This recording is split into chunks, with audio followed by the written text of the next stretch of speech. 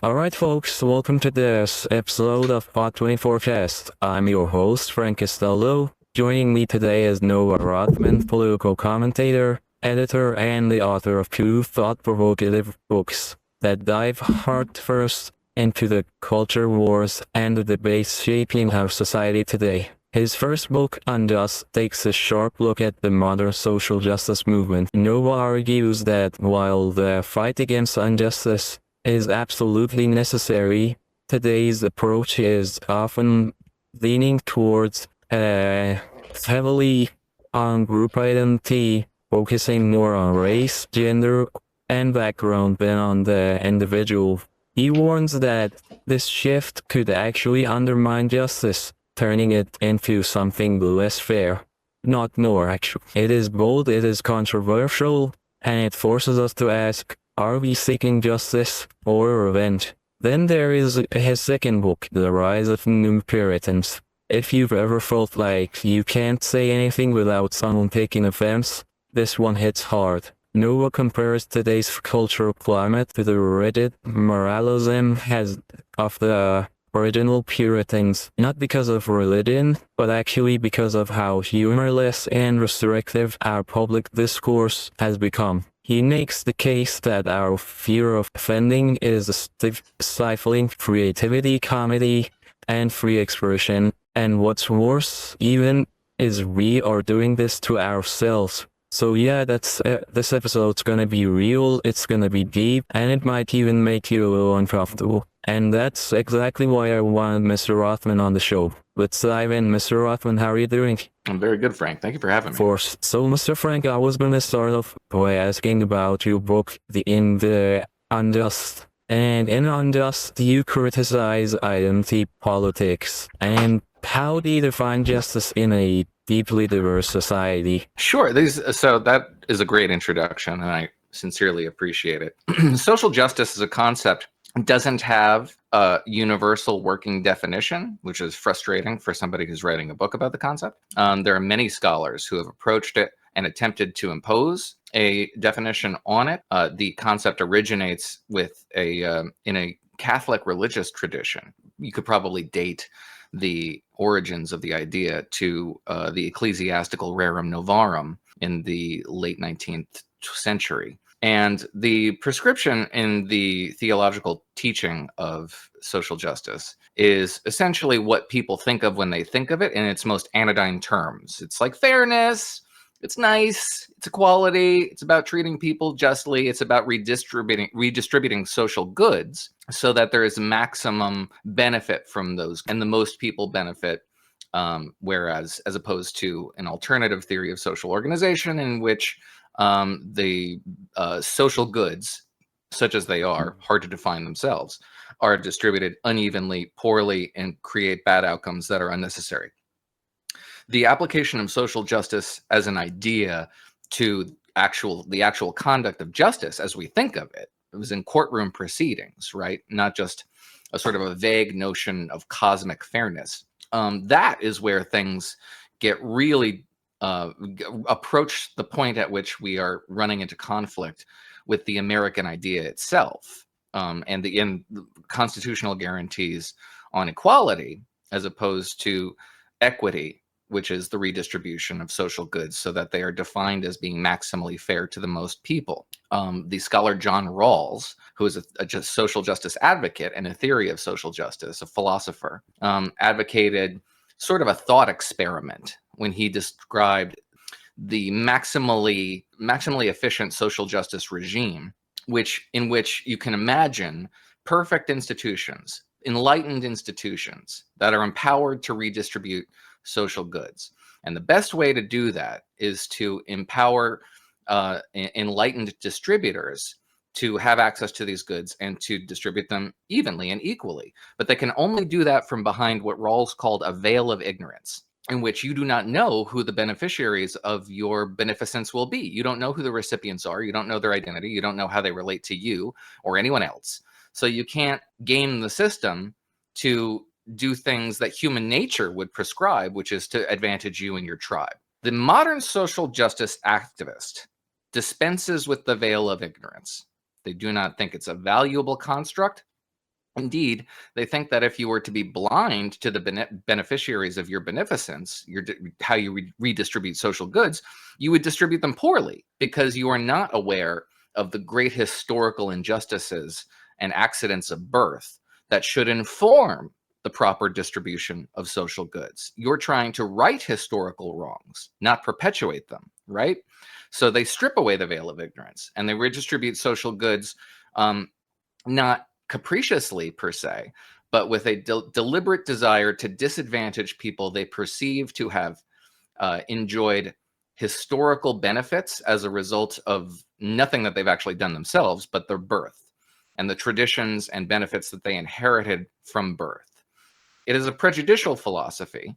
It is one that presupposes that the historical scales need to be weighted in order to address what are subjectively defined as historical injustices. And it's a prescription for street violence, ultimately, because one of two things happens to you when you subscribe to this outlook and it runs into conflict with the American system, which is wholly incompatible with that prescription.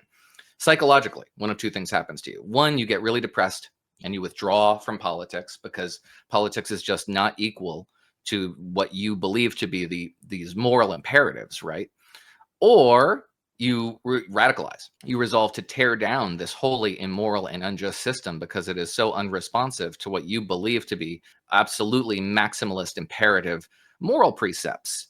And that's what we have seen. This book came out in early 2019. I was writing it over the course of 2017, 2018 with an eye towards the future. And my belief was that those who subscribe to this idea, both on the left and the right, because social justice as a concept, in the way I've just described it, has become very popular on the right too, would eventually devolve into displays of street action and violent exercises of extra constitutional, extra legal justice in the streets, because the system itself is unequal to the moment, right? This great historical moment that is such a departure from previous eras, and the conditions in which we languish, in which oppression and the misallocation of resources is so severe and so profound that we can't rely on the old rules. Everything has to go. This is year zero, and we have to take matters into our own hands, irrespective of and even contemptuous of the legacy that was bequeathed to us by the generations that came before us and the lessons they learned on our behalf. That's what I believe the flaw of social justice is. That's what the case that book makes. And I think it's been pretty vindicated by the last 5-6 years of American politics. All right. And for my next question, do you think this, like cancel culture and so on, are these cultural trends weakening the American foreign policies? Do you think they affect them? Oh, they do. They affect them. I don't know what your outlook would be on this. I'd be curious. But I think they affect them more on in terms of policymakers who are really responsive to American politics, elected officials in particular, but also anybody who's exposed to the political process, Senate confirmed officials, not bureaucrats, not practitioners of statecraft, whose names you will never know because they are low profile. They have a low public profile, rather, at least. They're functionaries. I think that those people are less exposed to political currents and therefore less responsive to them. But I absolutely do think it shapes how elected officials who are policymakers view the conduct of foreign affairs. But I don't know. Maybe you have a different outlook on it. You'd have to see it. You'd have to look case by case at how we approach how respective administrations approach intergovernmental relations with respective parties.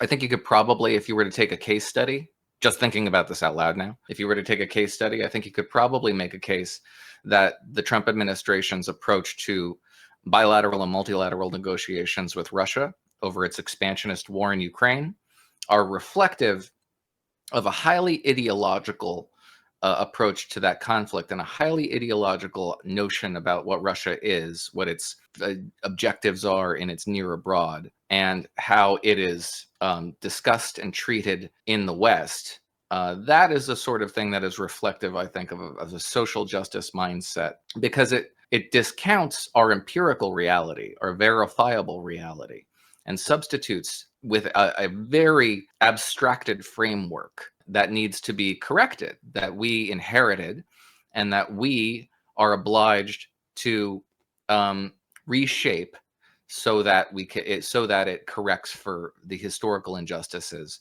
that we have been bequeathed by our ignorant forebearers. And I think that probably does have a fair amount of bearing in the outlook that I describe in Social Justice, in Unjust, the book Unjust, Unjust, Social Justice and the Unmaking of America. I should get my own book title right. That is, it's mostly about domestic politics, but I could see a foreign policy component to it in that respect. And you said, you mentioned the Ukraine and the Russia war. What's at stake right now for the US and the US citizens and Ukraine war? Why should Americans still care after it's been like 3 years? Well, the United States stands to lose quite a bit if in security and our geopolitical status, if we get a bad outcome in this war, or we set the stage for a third Russian invasion of Ukraine with the goal of subsuming the entirety of the country into the Russian Federation. Take Ukraine out of it, we have a profoundly interrelated, interdependent alliance structure in Europe, 33 members of the NATO alliance. And what we are currently doing is communicating to our partners abroad, particularly in Europe, but not just in Europe, that the United States is on the way out, that our commitments to our shared security are going to be pared back at the very least. Our reliance as a guarantor of security in these regions, such that we would commit blood and treasure to the defense of our allies, is in doubt. And that's the sort of thing that is destabilizing to our alliance structure. One of the things conservatives, Republicans, in the pre-Trump era said when they advocated for a Europe that could stand up its own defense forces, could take more ownership of its own foreign policy. One of the reasons why we wanted a more proactive Europe is not just because it was sort of conceptually unfair that the United States security umbrella allowed these European countries to have really expansive welfare states at the expense of their own defense expenditures, that we were essentially underwriting European welfareism, and it was deleterious to the broader security compact, and certainly abrogated treaty obligations like maintaining at least the equivalent of 2% of GDP to defense. That was the previous benchmark. It has since increased. But one of the reasons why conservatives wanted Europe to take a more robust approach to its own defense was so that it could be a better steward of our interests, as we, the United States, defined our interests as the first among equals in that alliance. We wanted Europe to be a strategic partner that would take more ownership of our foreign policy, the United States foreign policy. What we're engineering is the opposite of that. What we're engineering is a much more insecure Europe that is likely to have an independent foreign policy, one that it might freelance, or that its individual members might freelance. I don't know what anybody is thinking if they believe that Europe's instinct is to be confrontational towards Russia, much less Beijing, much less Tehran. Right now, there is a political consensus on the continent that favors containing Russian aggression. But it doesn't take much imagination to foresee a political covenant arising on the continent that is much more accommodationist or inclined towards appeasement of the big bully in their neighborhood, especially if the United States is no longer there to stiffen their spines. And then the worst case scenario is that we have alliances that fracture, because the political consensus in London and Paris and Berlin when it comes to Russian aggression might be very different from the political consensus in Poland and Bulgaria and in the Baltic states. Those countries that are most exposed to the frontier with Russia are likely to take their own security in their own hands in ways that depart from what the alliance's objectives are. It's hard enough to deter Russian aggression. It's even harder to keep 33 nations with disparate political compacts and social theories of social organization all working towards one goal, all rowing in the same direction. That's a really difficult job for any president. much less one that's contemptuous of our alliance structure. So you could see the Baltics, for example, take efforts into their own hands or be targeted by Russia individually. You could see Poland, for example, if Ukraine really fails as a nation state. You could see Poland deploy assets across the border by virtue of necessity, because Ukraine would functionally be a failed state on its border that is intolerable. You could see European capitals like, England and France deploy soldiers into Ukraine in order to serve as a quote unquote tripwire if Russia were to engage in hostilities again, to present them the prospect of accidentally producing casualties among NATO members to which NATO states would have to respond. These are all very, very, very dangerous situations. What we want in the continent is stability and predictability. And what we have now is neither stability nor predictability. We have quite a lot of chaos and confusion and trepidation about what the future is going to look like, because nobody could really predict what the administration is going to do over the next 3 years. If Ukraine were to lose, or even to have an unsatisfactory result from this peace process, and the war were to continue, it's no guarantee that Russia would continue to make gains. It hasn't made very many gains over the course of the last year. It's been a pretty static conflict, and Ukraine deserves all the credit in the world for beating back this far more powerful, far bigger force on its border. But the prospect of Ukrainian collapse, or the government's collapse in Kyiv, or a Russian breakout into portions of Ukraine that it had never previously occupied, should be very concerning and very frightening to Western observers. There are quite a lot of American interests that would be imperiled in that situation. And most important among them would be the fracturing of the alliance structure. That is Russia's geostrategic grand objective: getting the United States out of Europe as a European power and breaking the NATO alliance. It couldn't do it in the Soviet Union or during the Cold War as the Soviet Union, and it couldn't do it with this push against Ukraine. It would be engineered by us. We would be the authors of the alliance's dissolution, and that would just give Russia a grand strategic victory of the sort that it could not ever achieve on its own. Oh, and that how can the US keep backing Ukraine while also preparing for a potential confrontation with China, of course, economical confrontation? Or possibly a military confrontation. Well, the answer to that is that we can, and we should. We have the wherewithal, we have the wealth, we have the strategic dexterity, we have the alliance structure, the global alliance structure, that allows us to conflict with more than one near peer competitor on the world stage. And we absolutely have no choice but to do that, because we are confronted with two expansionist near peer competitors in the Pacific and in Europe. It was during Barack Obama's term that he and his administration envisioned a new doctrinal philosophy in the Pentagon, in which the post-World War II consensus that the United States should be capable of fighting a two-theater conflict with a nation state. They got rid of that. They said, no, we'll fight a 1.5. We'll have a 1.5 doctrine. We can fight a war and a half. And then it went down to one war. It was foolish at the time, and it was predicated on a really low estimation of what American power was going to look like in the next century. Barack Obama's administration had a pretty low estimation of what America was capable of. And I believe that they were genuinely convinced that the next century would be a Chinese century, hence the pivot to Asia that they were only half-heartedly advocating for, but continually advocating for nevertheless. We have the capacity to deter our adversaries, prevent conflicts from erupting. That should be our objective, not necessarily fighting those conflicts, but being prepared and having the posture that makes it look like we can fight those conflicts, so those conflicts never happen, so that we convince our adversaries. The fundamental definition of deterrence is the credible threat of force held in reserve, where right now we lack a little bit of that credible threat, which is very provocative.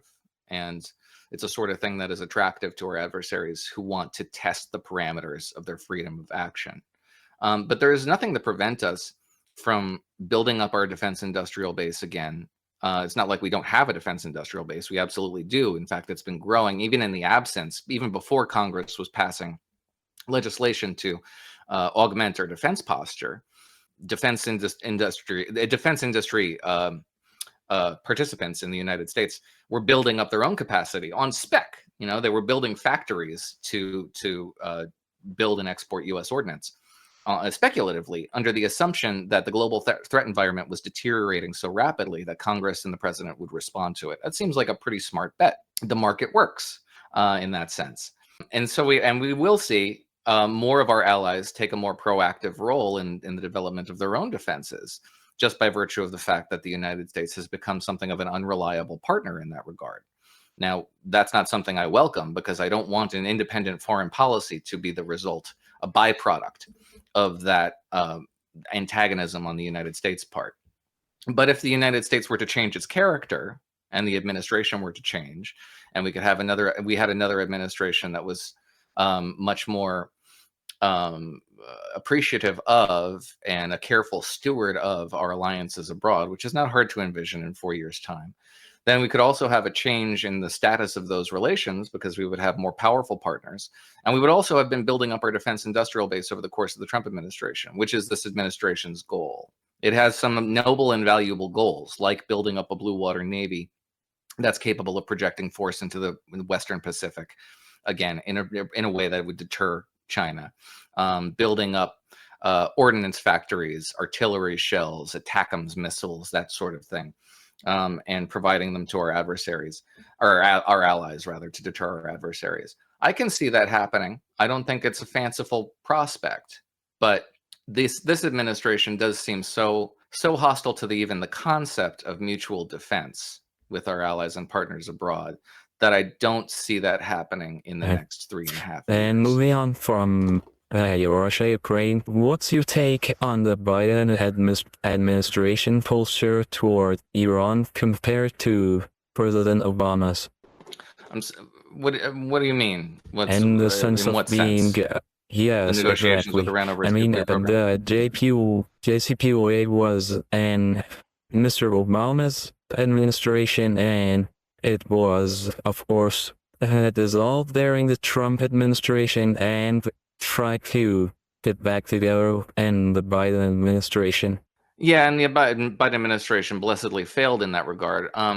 Look, the JCPOA was deeply flawed. It essentially postponed the inevitable Iranian nuclear breakout, and provided them with a whole lot of rewards, material and capital rewards, for just essentially mothballing, not destroying, mothballing its cascading centrifuges, which enrich uranium. It legitimized the notion that Iran could have a civilian nuclear program, which it does not need. And the enrichment of uranium to civilian grade is the biggest obstacle, right? You can enrich uranium to 60% and then thus 90%, which you need for weapons, pretty easily once you've achieved the low threshold. It gets easier and easier to enrich uranium the more and more refined it becomes. And then the JCPOA functionally empowered Russia, because Russia was to be the recipient of Iranian nuclear materials, and it was in part, and it was kind of unrelated, but not entirely unrelated,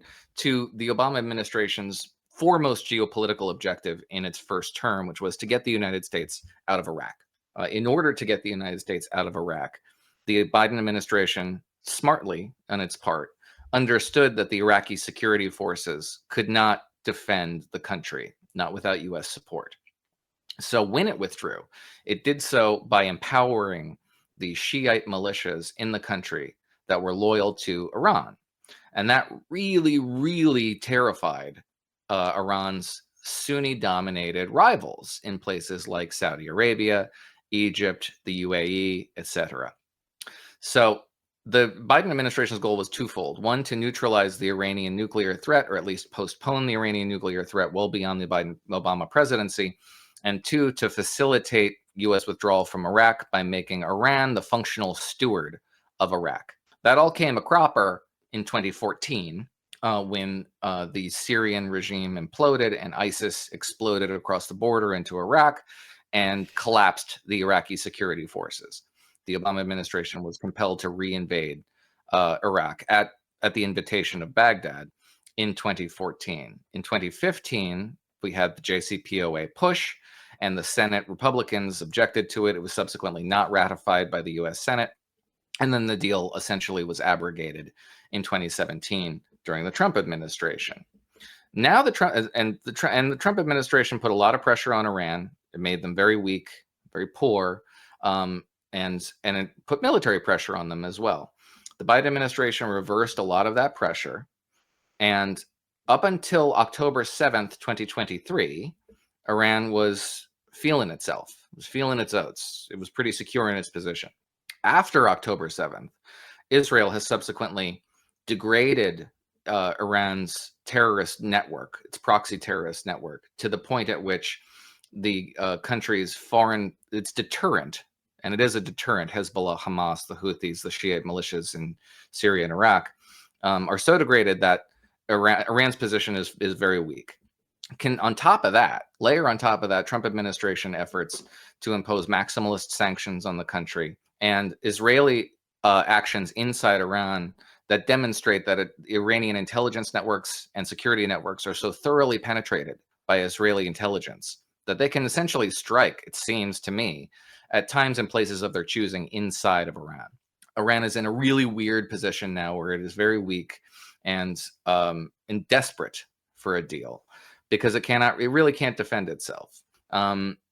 And that's why the Trump administration rushing in now to engineer a deal seems really misguided to me on a whole lot of fronts. First of all, the Iranian regime will not get rid of its nuclear program.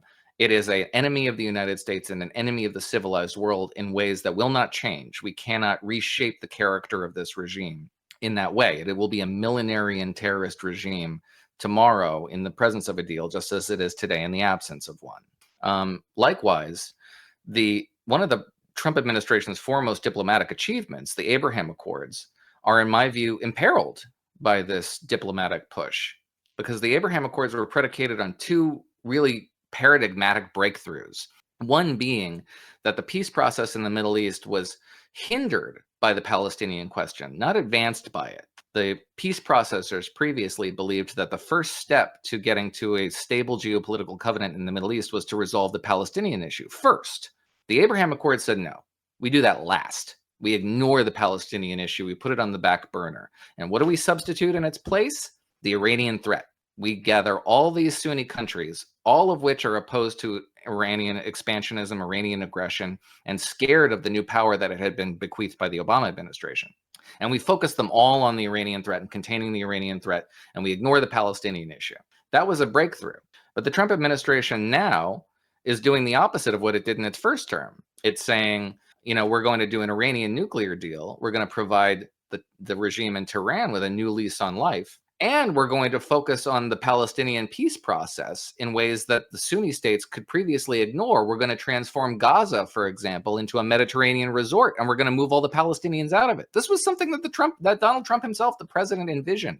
And Cairo and Amman and Riyadh just couldn't ignore it. They have politics in those countries too. There are people in the street who are very sincerely concerned about the Palestinian situation and regard it as part of their identity as Middle Easterners, as Arabs. So even if they have geopolitics that align with Israel and regard Israel as the strong horse in the region, those governments, the Sunni governments, and want to work with Israel, they are constrained by the threat posed by their various respective polities, who are far less supportive of Israel, far more skeptical of Israel, even hostile towards Israel.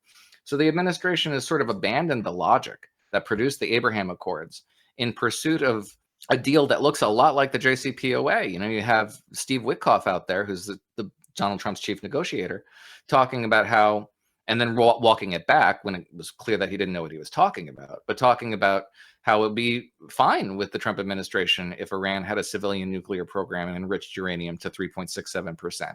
He just doesn't know what the Republican objections were to the JCPOA to begin with, and why those objections were really important.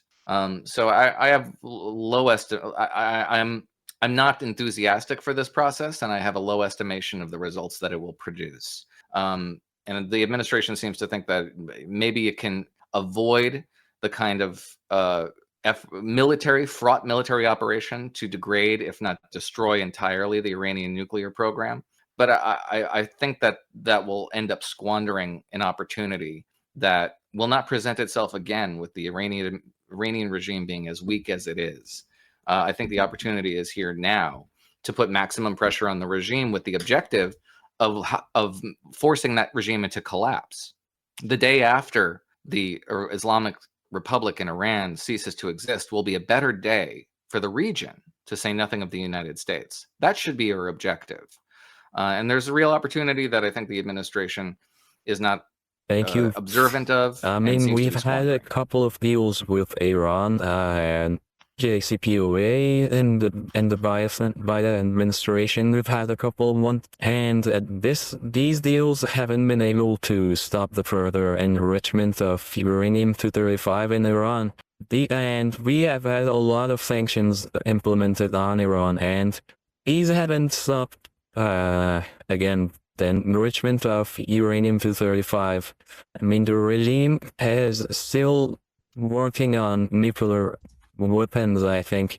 Do you think, what's the alternative way? Do you think the diplomatic path is still left? Well, the administration seems to think so. So the sanctions enforcement is a tool that could be expanded. The Biden administration was very reluctant to enforce secondary sanctions, which is to say not just sanctioning Iranian industry, but sanctioning those who would skirt U.S. sanctions to patronize Iranian industry. I think the Trump administration is and should be less reluctant to do that, and the goal should again, as I said previously, the goal should be the elimination of the Iranian regime by its people, empowering its people who have no love, by and large, for this repressive terrorist apparatus. This is an educated population, a reasonably comfortable population. We're not talking about Afghanistan here. We're talking about a really well-educated, pretty much affluent, and culturally, rich collection of people in Iran and in the Persian diaspora who would very much love to see a day after the Islamic Republic. It should not just be to forestall Iran's nuclear breakout. It should be to engineer another day, a better day. And that could be achieved by virtue of strikes on Iran's nuclear program. And we could talk about that because there is a school of thought that maintains that would be a significant military operation that would beget serious reciprocity, not just in the Middle East, but in Europe, where Iran has covert assets stationed. But it may not. If the United States conducted a significant strike on Iran at a time of its weakness, Iran would have to conduct some sort of a face-saving response, right? That's what it did after the Soleimani strikes in January of 2020. It, for the first time, executed ballistic missile attacks on U.S. positions in Iraq originating from Iran. That was seen to be a big escalation at the time, but if you knew anything about Iranian behavior, it looked to observers who are familiar with its tactics and strategy to be a climb down, to be a face-saving approach that was supposed to beget mutual withdrawal from that conflict. It wasn't a step up the escalatory ladder, it was a step down. And I think you would see something very similar now with Iran in a position of maximum weakness, that it would be self-deterred. Why? Because if you were to strike Iranian nuclear assets, and only Iranian nuclear assets, Fordo, Parchin, those hardened facilities where it enriches uranium and conducts nuclear research, and develops, the mechanisms for the detonation of a nuclear device, you would not have hit its command and control targets. You would not have hit its regime targets. You would not have hit IRGC targets. And you could. You hold that threat in reserve, because if Iran lashes out, if it responds in a way that is not sufficiently calibrated to communicate a desire to step down, then yeah, you have a second round of strikes on targets that are far more valuable to the regime, and without which it could lose control at the hands of its restive people who have no love for this regime. So you could see, as you saw after Operation Praying Mantis in the 80s and after the Soleimani strike, elements within the Iranian regime that understand a direct conflict with the United States is one the regime will not survive, get really nervous, and instead prioritize regime survival instead of a really robust response. Regime survival would entail a response, but it wouldn't necessarily be the most robust response. And it's unlikely the Iranian people, at least in Iran's urban power centers, would rally around the burnt out carcass of this repressive apparatus against which they protest on a semi-regular basis. The streets of Iran are roiled with protests against the intolerable economic status quo, to say nothing of its political repression, on a pretty regular basis. So I think the regime would respond to that situation with reserve, more than a lot of people are suggesting today. But this administration, the Trump administration, doesn't seem to believe that. It is skeptical in ways that are admirable of military conflict. And I think Donald Trump personally really doesn't like war, which is nice. It's a good thing. You don't want a president who loves war. But nor do you want a president who is so risk averse that he sacrifices historical opportunities that may have never Noah, been here thank before. you for and may joining not me be here for today, long. and not for shying away, of course, from the tough stuff. Your perspective challenges us to think harder about the stories we tell ourselves, whether it's about justice, identity, war, or America's role in the world. These aren't easy conversations, but they're necessary, and I'm glad we had one here today. To everyone listening, if today's episode stirred something in you questioning agreements and even disagreements, that's a good thing.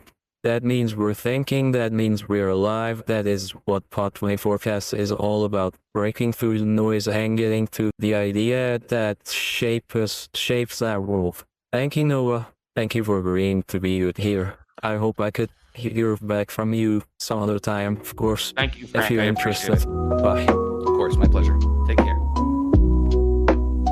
Alright folks, that's a wrap for today's work. Thank you for tuning in. Make sure to like and subscribe. Stay connected, stay in the loop, and we'll see you next time.